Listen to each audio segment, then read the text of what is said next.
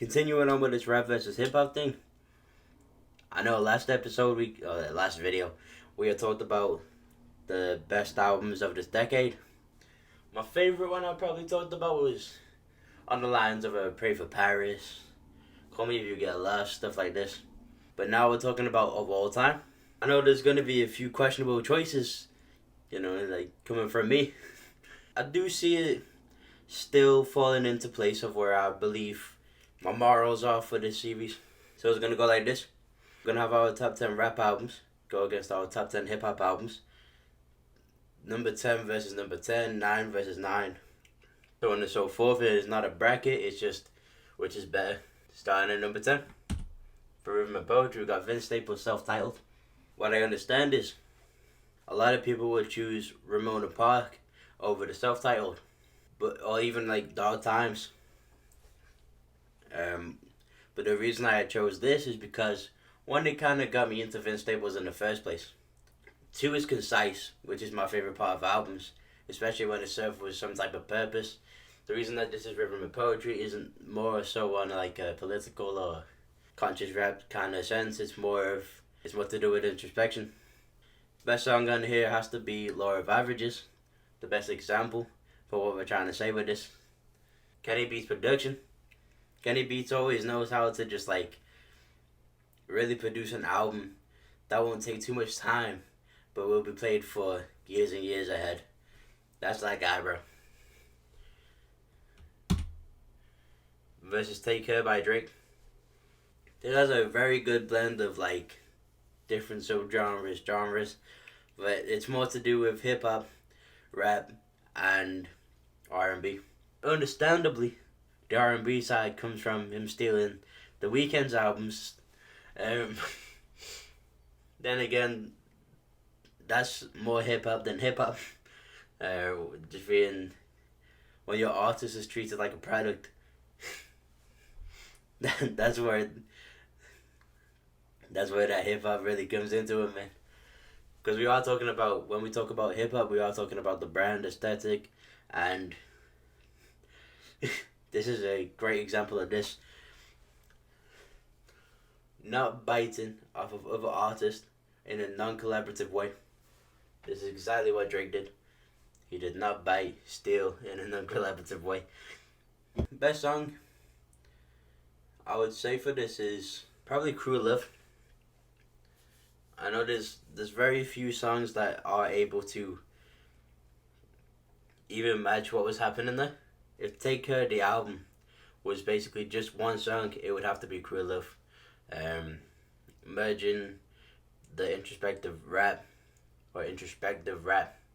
with the R&B side where the hip hop comes into it.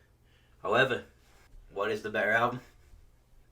Understandably, Vince Staples' album is more concise, more consistent.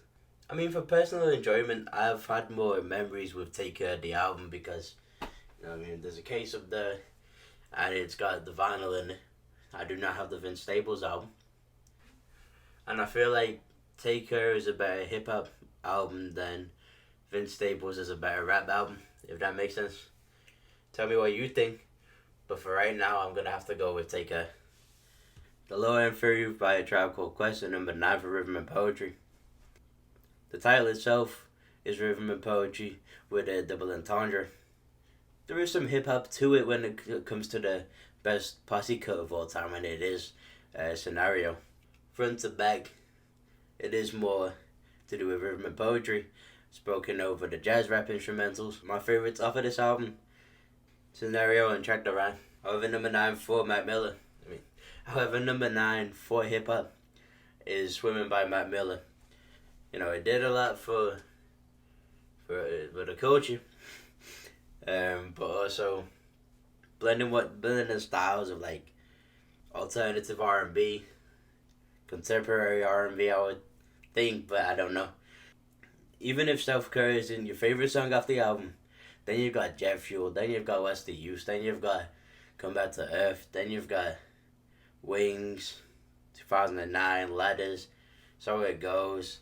It's just like there's so much songs on this album that does it justice. If you don't prefer some of them, you're probably gonna have a preference to one of them at least. So this might be my last video because of the choice I'm about to make. Understand that I know a lot more about the Mac Miller album. Please take into account. And still understand that the Low End Fury did actually make the cut to my top 10. However, I'm gonna make myself look weird, and I'm gonna go ahead and choose the Mac Miller album over a Tribe Called Quest. Pray for Paris? That's a rhythm and poetry album right there. There's a coat rap. And in the last video I did say that Westside Gunn kind of brands himself hip-hop wise, but his content is more to do with rhythm and poetry and wrestling. Concise, very concise. I enjoy the consistent, concise, Colden. My favorite songs are like No Vacancy, 327. The best example of what this is to rhythm and poetry is probably more the lines of No Vacancy. However, that is branded as hip hop, but it is rhythm and poetry, more to do with, I'd say it's conscious, but there's a lot of wit to it.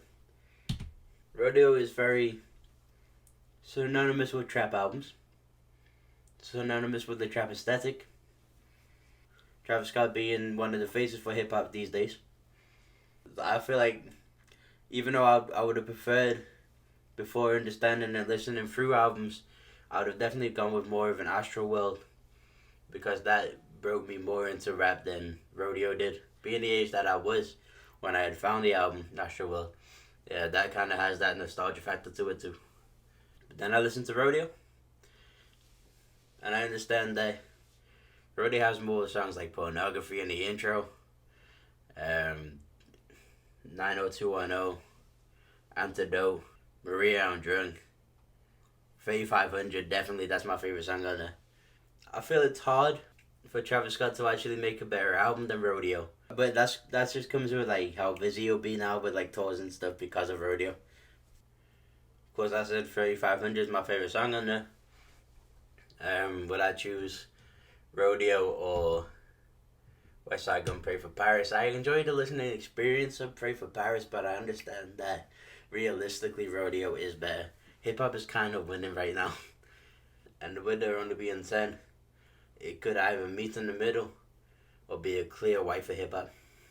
See, I like the Forever Story. With it being more modern, it does have hip hop elements in there, of course. There's some subgenres like of R&B, experimental in a sense, with stuff like Radar.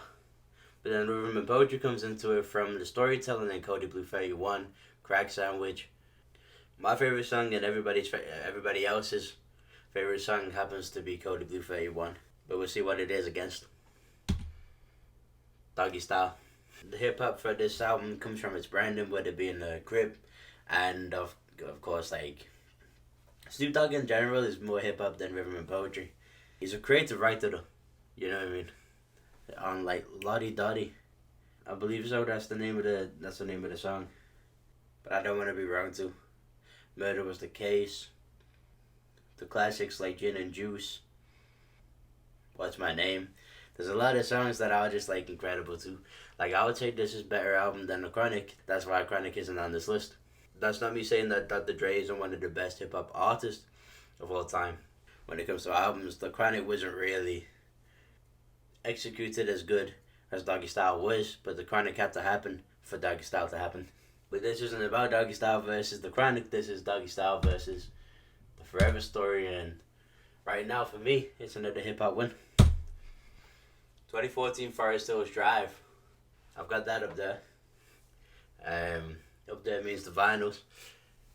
Of course, the best rhythm and poetry song happens to be Live Yours, which I would rate a 10 out of 10 for emotional depth. It's more like a 90s rap song. That level of lyricism happening on only really Love Yours, but like, then you've got No Role Models. I'm executing and begging to get rid of Wet Dreams. Pause. Adolescence 03 or 03 Adolescence. Even like the more fun songs like a Fire Squad or a Tales of Two Cities, these all contain rhythm and poetry and a bit of hip hop there and then because of the time it was released in. But what's it against? Madvillainy by Madvillain. I don't look good in this video, by the way. But what I will say, Madvillainy is a better listening experience. As an album, it's more experimental. Whereas like the brand aesthetic for hip hop is very there. Even for MF Doom himself. All Caps, Meat Grinder, Accordion. There's a lot of great songs. It's definitely a really good album and that's why it's this high on my list. That being said, would I prefer rhythm and poetry with J. Cole or hip hop with MF Doom or Madvillainy? It's another hip hop win. Like I was nearly on the fence of really going for that J. Cole album, but like starting to understand what was going on more, hip hop wins again. Ready to Die. You know, there is a lot of hip hop songs on this again, where I think Big Papa's on Respect. Is that hip? I don't know if it, but like Juicy's more hip hop, but it's still got that rhythm and poetry more introspective ways. If you listen to the album, if you take away all of that other rated R stuff and the interludes, and you understand like the storytelling it's really trying to portray through just sound, you just like an audio story. Ready to Die is a really good classic. It's synonymous with hip hop, rap, the whole genre as a whole. If someone's talking about the best albums, they're gonna say Ready to Die somewhere. Versus The Miseducation of Lauryn Hill. I don't think The Miseducation is better than Ready to Die, so you know my answer. But it has so many good R&B songs on there. Even if it's the rap cuts, it's got Final Hour, Do What, Last One. But then the R&B cuts, it's got like X Factor, To Zion, When It Hurts So Bad Nothing Matters, like I Love You Baby, something like that. The album's this high for a reason. I just don't think that it's a better album than Ready to Die. But maybe now it is. It's really when I just put things in perspective. I'll say Give Me the Loot. What the best one is X Factor. Me personally, I'm gonna go for X Factor. Now for this next section, Do Up to When It Hurts So Bad. Me personally, I would choose When It Hurts So Bad, but what's that facing? I prefer Warning. But Warning is better than When It Hurts So Bad, so that's one versus one. I'll choose Juicy. But Juicy against Nothing Even Matters, that's 2 for Biggie. Big Papa versus Can't Take My Eyes Off of You. I would say Big Papa. And that means that Biggie's win. So that means that's the first win this video for Rhythm and Poetry. Next round is the Marshall Mathers LP. Which this is Eminem's best album. It kind of went from the Slim Shady LP to Marshall Mathers and then just down. So when it comes to the best Eminem album, of course it's objectively Marshall Mathers LP. Which sounds like I'm Back, Amityville, Criminal, Kill You. I believe the real Slim Shady's on here. Like every song, that's a real song minus the skits. If we exclude Kim, this would be like near enough a perfect album. That's Rhythm and Poetry versus the Kids See Ghost hip hop album. And then there you go. There goes my opinion, making people mad again, because when Kids See Ghost has more consistency, more concise, when it's got Reborn on the better album out of Kids See Ghost versus Marshall Mathers LP, happens to be Kids See Ghost. I believe this is the top 2. No, this is the top 3. I understand now. I understand now. The Blueprint by Jay-Z, which has like Hola Ovito, Girls, Girls, Girls, Take Over, The Ruler's Back, Renegade, featuring the last guy we just talked about, Izzo. And again, this is one of the best, real best objectively, rap albums of all time, versus Aquemini by Outkast. And even though Outkast is my favorite rap group of all time and Jay-Z is not necessarily my favorite rapper of all time, I understand that the Blueprint is better than Aquemini, but Aquemini made it this high. Understand that? Made it to the top 3. So that's another win for Rhythm and Poetry. Nas is Illmatic. That's another album I've got on wax. Again, the consistency and concise is what we like over here, man. The best song is probably Life's a Bitch. That's one of my favorite, you know what I mean? I prefer, when it comes to Nas, I prefer his works with AZ. There's a line for line for line. Like, a best example for that is probably New York State of Mind. But what's the album versus? Enter the Wu-Tang 36 Chambers, which I also have on wax. That has like songs like Tears, Method Man, of course The Cream. This is another win for the Rhythm and Poetry. But understand, Wu-Tang Clan made it to the top 3. I believe this has to be number 1 versus number 1. Yep, To Pimp a Butterfly. Objectively one of the best albums of all time, man. It's all the rap and hip hop stuff like this. It is one of the best albums of all time. Every song is taking the subgenre that it's trying to represent to its full potential. Like These Walls, alternative R&B. For Free is literally jazz rap. King Kunta's West Coast, but I don't really take to King Kunta when there's stuff like, I prefer Institutionalized. You know what I mean? Stuff with the more R&B elements. Alright. That's an insane song. One of the best, or the best, rap songs of all time. Versus number 1 for hip hop. We've got Ego by Tyler, the Creator. Of course, because of the brand, the aesthetic, the not biting enough of people in a collaborative way. I understand why you'd be mad at taking Higher over some albums, but you know what I mean? For me, this is one of my favorite albums of all time, and probably my favorite album of all time. But is To Pimp a Butterfly better than Ego, or is Ego better than To Pimp a Butterfly? Because Ego is heavy on aesthetic. The brand is there because of the visuals that was coming out. It's concise, consistent, stuff that we do like. I don't know if I'm about to have a controversial take or just play it safe. And when we don't know stuff like this. So from this section, Wesley's Theory to Institutionalized, my favorite song has to be Institutionalized, but versus Earthquake. I say Earthquake is the better song in this case. These Walls. Wait. Of course, I'd say Alright is the best song here.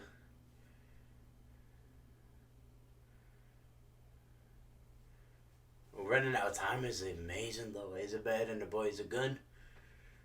I'd say it's got so much to it, yes. But is Running Out of Time better than Alright? No, so that's 1 for 1. I'll say Gone Gone Thank You versus probably Complexion. I know it's a Complexion. So therefore, the best album out of the 2 has to be Playing Safe. But also the right answer, To Pimp a Butterfly. 6 for hip hop, 4 for Rhythm and Poetry. It picked up in the end for Rhythm and Poetry. That's what it is then. It's a hip hop win. That's me. That's like, comment, subscribe. That's Colum. That's Owl. That's Bye.